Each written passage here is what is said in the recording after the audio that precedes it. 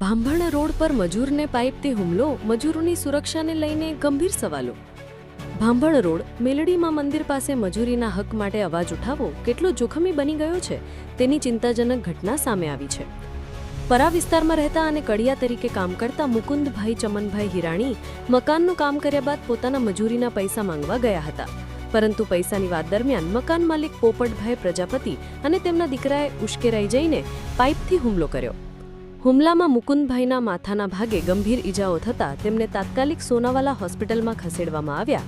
ડોક્ટરોનું કહેવું છે કે ઈજાઓ ગંભીર છે અને તેમની સારવાર ચાલી રહી છે. પોલીસે ઘટના સ્થળે પહોંચી હુમલાખોરો સામે કેસ દાખલ કરવાની કાર્યવાહી શરૂ કરી છે. આ ઘટના મજૂરો માટે એક મોટું જોખમ દર્શાવે છે. કામ કરીને પોતાનું જીવન ચલાવતા મજૂરો જ્યારે પોતાનો હક માંગે છે ત્યારે તેમના પર હુમલો થાય એ બાબત સમાજ માટે શરમજનક છે. મજૂરો માટે યોગ્ય સુરક્ષા, કાયદેસરની સહાય અને ન્યાય મેળવવાની પ્રક્રિયા સરળ બનાવવી જરૂરી છે. મજૂર વર્ગ માટે આ ઘટના ચેતવણી સમાન છે. મજૂરી માટે અવાજ ઉઠાવતા ડરવું ન જોઈએ. કાયદેસરની મદદ લેવા માટે આગળ આવવું જોઈએ. સમાજ અને સરકારે મજૂરોની સુરક્ષા માટે મજબૂત પગલાં લેવા જોઈએ. આવા બનાવોથી મજૂરોના હક અને માનવીય સન્માન સામે પ્રશ્ન ઊભો થાય છે. હવે જરૂરી છે કે દરેક મજૂરને ન્યાય મળે અને તેમની સાથે એ રીતે વર્તવામાં આવે જેમ તે દરેક નાગરિક માટે જરૂરી છે.